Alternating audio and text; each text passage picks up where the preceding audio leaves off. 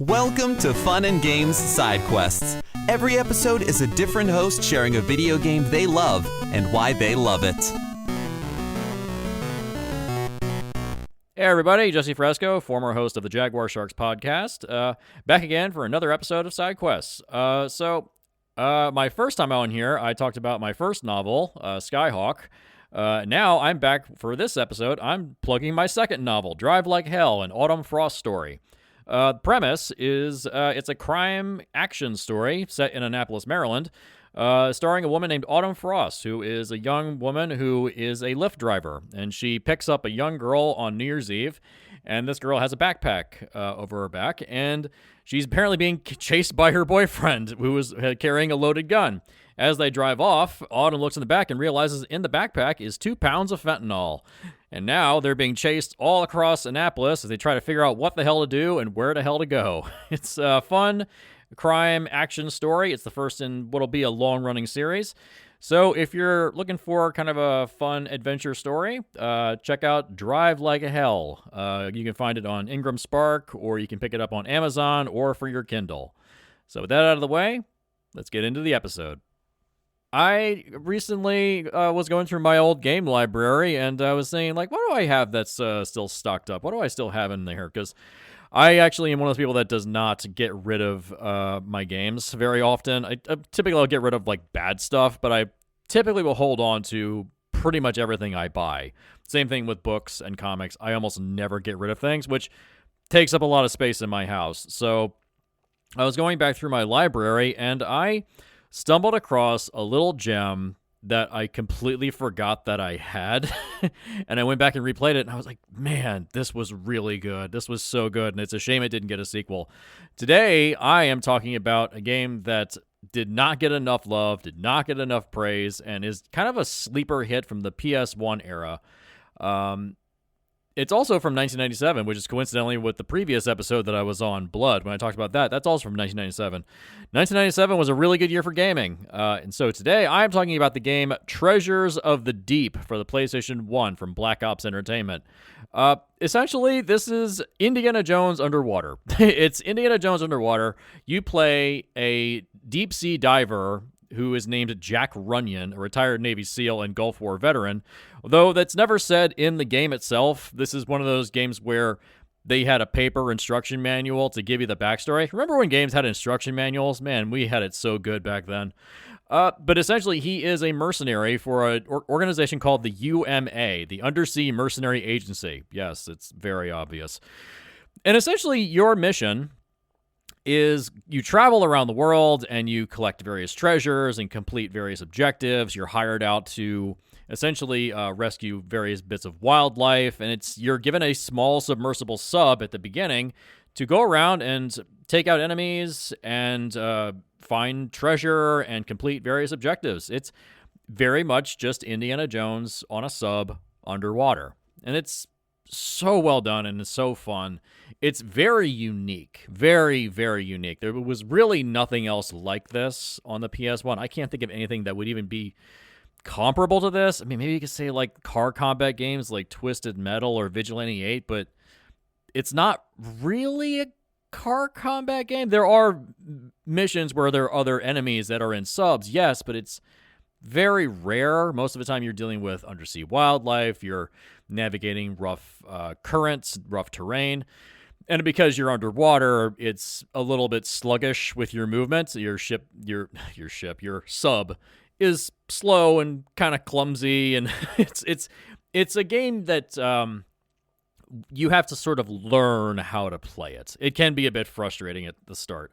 Once you understand it, it is very easy to understand, though. It's pretty straightforward with its gameplay. There's not really a story. They kind of develop one in the back end. There's a business tycoon named Simon Black who becomes the main villain of the story, which whatever. It's not important. The point is that it's just a game about the game. There's not really much of a story. You go to various places, like there's a Spanish galleon. You have to rescue this artifact from inside the hull of the ship, which is the one mission you get off of your sub and can swim around like a diver. You don't have to stay on your ship in that one. There's other missions where you go to the Yucatan Peninsula, you go to the Strait of Hormuz, you go to the Bermuda Triangle in one episode. There's another moment where you're going to Antarctica, and there's one mission where you go to the bottom of the Marianas Trench to find a crashed satellite, and it's that one really freaks me out because I have really bad thalassophobia. So seeing that darkness of just nothing down there really freaks me out now. There's a moment when you will see wildlife in the background. You'll see a giant squid kind of swimming by, and then it immediately gets eaten by a sperm whale. It's really impressive. I'm amazed this was able to fit onto a disc for the PS1. It's truly impressive. It's you have a variety of subs you can use. You have a variety of weapons you can use: torpedoes, mines. You have a little harpoon gun.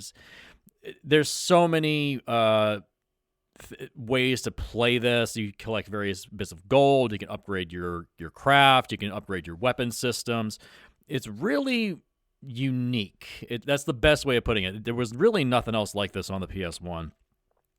It is not a perfect game. It definitely has some problems, mostly that I think that because there's not really a story, you don't feel there's a lot of payoff at the very end. Like, you beat the main villain, it's like, okay, well, now what? Like, once the game is done, that's it. There's nothing else to do. I mean, this is an era when there was no New Game Plus or anything like that. So, and it also, there's problems with difficulty spikes.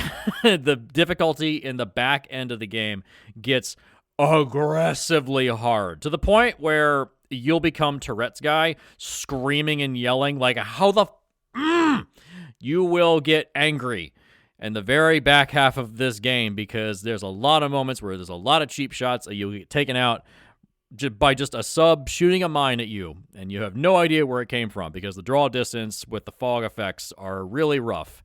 The worst part of the game, though, is the frame rate. The frame rate in the game, because they were cramming so much onto one disc, it's really bad. There are some points where there's so much on screen that it operates like a slideshow. It's pretty bad. Looking back at the PS1, man, just those days of bad frame rate. We complain about dropping like 1 or 2 frames now. Looking back at those older games, it's like, man, this was like playing a slideshow. It's like a PowerPoint presentation sometimes. It's really, really rough. But it is still fun. It is still playable. It is still enjoyable. It's beautifully made. You can rescue bits of wildlife by shooting nets at them, and that'll get you extra cash to upgrade your vessel. There's a lot of variety, and there's even a mission where you play as a shark in a Jaws type minigame, and you go around and you take out other divers and other animals, and that gets you even more cash to then upgrade your ship and get better weapons. There's a lot of fun stuff in there. The music also, I'd like to note, is very well done by famed composer Tommy Tallarico, who is an excellent musical composer in video games. I think he's effectively retired now. There's been some controversy around him and things that he claims is ownership that's his, and it's not. Whatever you may think about him as a person, I mean, I've met him in person once. I saw him at MagFest. Generally a nice guy. He signed my copy, actually, of Treasures of the Deep. And he signed it with the greatest game no one played. So, yeah, whatever you think about him as a person, it's neither here nor there. I'm just recognizing that the music is really, really good. It's really well done. Honestly, I don't know if there was actually a soundtrack released, but it's probably available for free on YouTube. It's beautifully made.